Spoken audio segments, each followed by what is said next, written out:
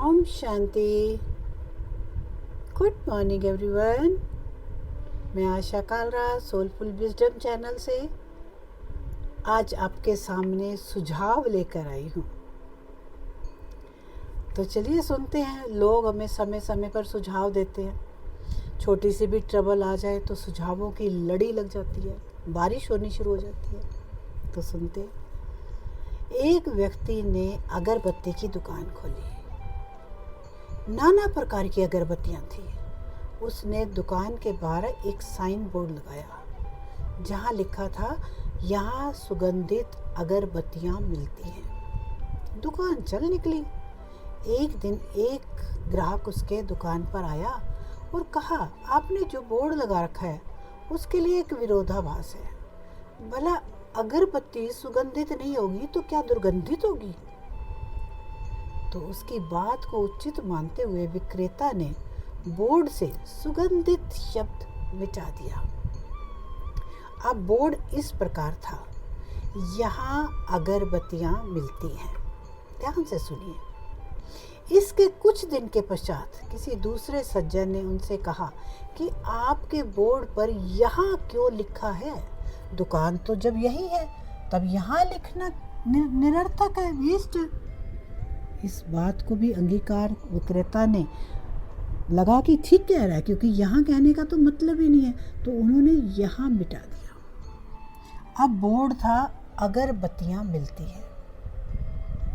पुनः एक बार उस व्यक्ति को एक रोचक और परामर्श मिला कि अगर मिलती हैं का क्या प्रयोजन है? अगरबत्तियां मिलती हैं, अगरबत्ती लिखना ही पर्याप्त है। अतः वह बोर्ड अब केवल एक शब्द का रह गया, अगरबत्ती। विडंबना देखिए। एक शिक्षक ग्राहक बनकर आए और अपना ज्ञान दिया। दुकान जब मात्र अगरबत्तियों की है तो इसका बोर्ड लगाने की क्या जरूरत है? दिख तो रही हैं अगरबत्तियां। लोग तो देखकर ही समझ गए कि अगरबत्तियों की दुकान है। इस प्रकार वह बोर्ड ही वहां से हट गया।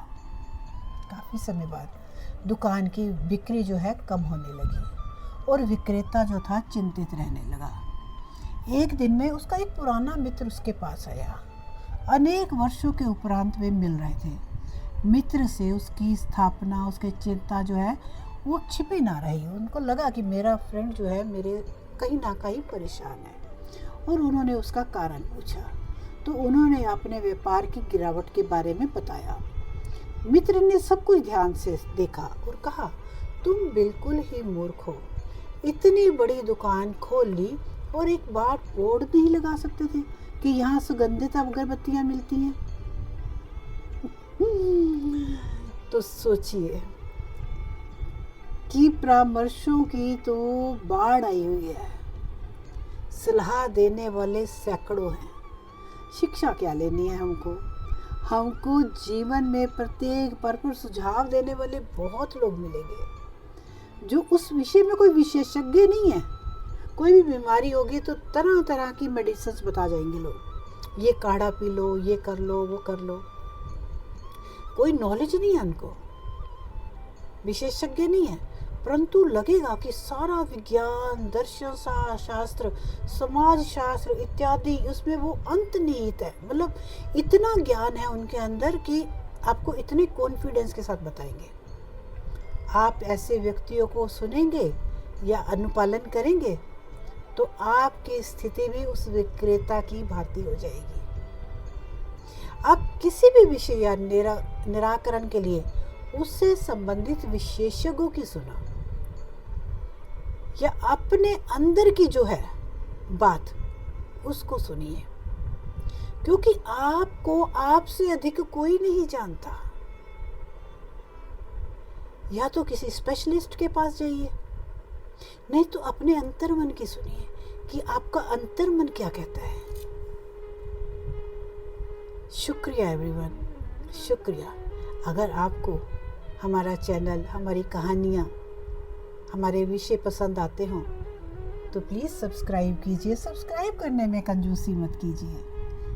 आप सब्सक्राइब करेंगे तो हमें मोटिवेशन मिलता है, हमें लगता है कि कुछ लोग हमारे साथ हैं। शुक्रिया। और सब्सक्राइब भी कीजिए, शेयर भी कीजिए और लाइक भी कीजिए। शुक्रिया एवरीवन, शुक्रिया।